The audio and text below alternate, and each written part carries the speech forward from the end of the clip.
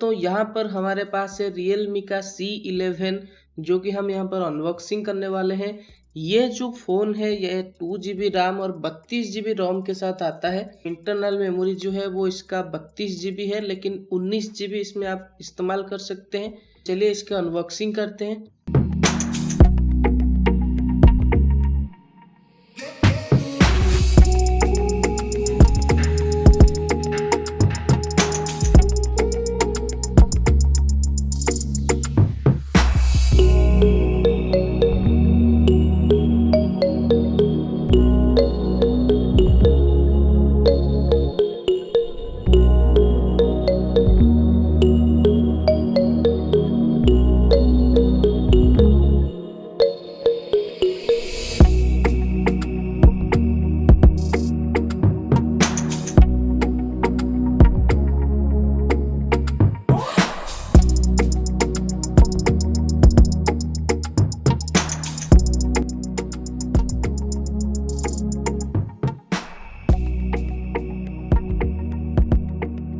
पहले तो आपको वही सिम इजेक्टर टूल मिल जाता है, लेकिन पहले इसमें केस आता था। जितने भी सारे Realme के फ़ोन हैं उन सब में केस आता था, लेकिन यहाँ पर कोई केस नहीं है। इस मोबाइल में आपको केस देखने को नहीं मिलेगा, आपको अलग से खरीदना होगा। फ़ोन के नीचे आपको चार्जर मिल रहा है और उसका केबल मिल रहा है।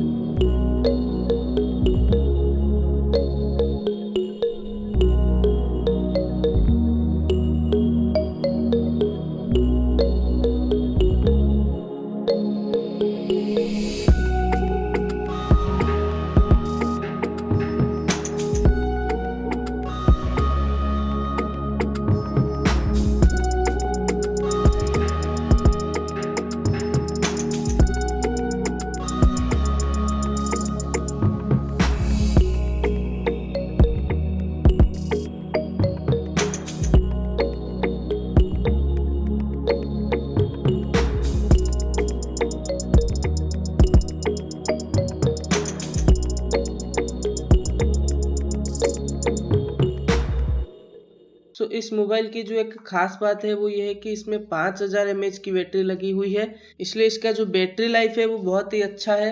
इसमें आपको 5000 mAh बैटरी मिल रहा है और इसका जो प्रोसेसर है वो है MediaTek Helio G35 प्रोसेसर। तो जबकि जो Redmi का 9A है उसमें जो प्रोसेसर मिलता है वो G25 प्रोसेसर है और उसमें गीगाहर्ट्ज थोड़ा कम मिल रहा है। इसमें जो है Realme C11 में जो परफॉर्मेंस रहने वाला है, अगर आप गेमिंग करना चाहते हैं तो फिर C11 में जो गेमिंग है वो थोड़ा बेहतर रहेगा कंपेयर टू अगर आप Redmi 9A ले रहे हैं। ये जो मोबाइल है इसका जो प्रोसेसर है ये थोड़ा बेहतर है, आप अगर देखेंगे गेमिंग के लिए और बाकी के परफॉर्मेंस के लिए भी।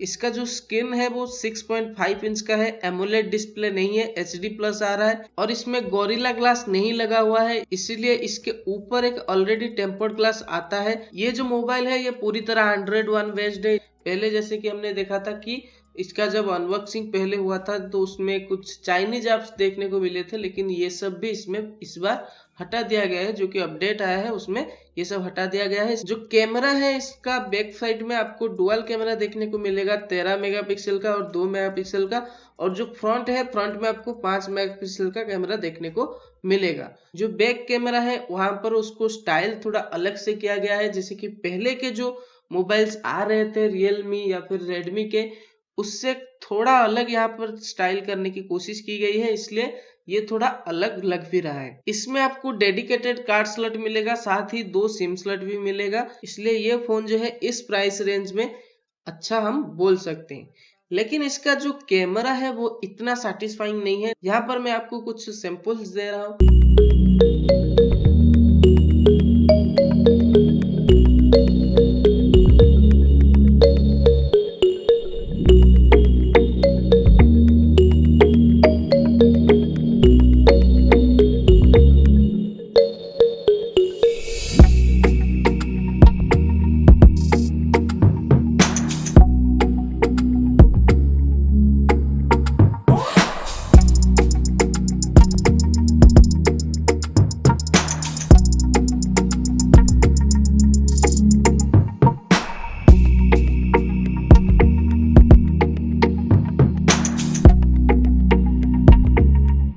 अगर आप इस प्राइस रेंज में ले रहे हैं कोई मोबाइल, तो आप कैमरा जो है वो इतना ही एक्सपेक्ट कर सकते हैं और इसमें इतना ही आता है। लेकिन इसका जो वीडियो क्वालिटी है वो थोड़ा मैं बोल सकता हूँ कि शायद सॉफ्टवेयर में कोई डिफरेंस है, इसलिए जो जो फोटोज है वो तो इतने अच्छे नहीं आते हैं, लेकिन जो वीडियोज हैं वो थोड़े अच्छे आते हैं। इसके फोटोज के कंपेयर में इसके वीडियोज थोड़े अच्छे आते हैं।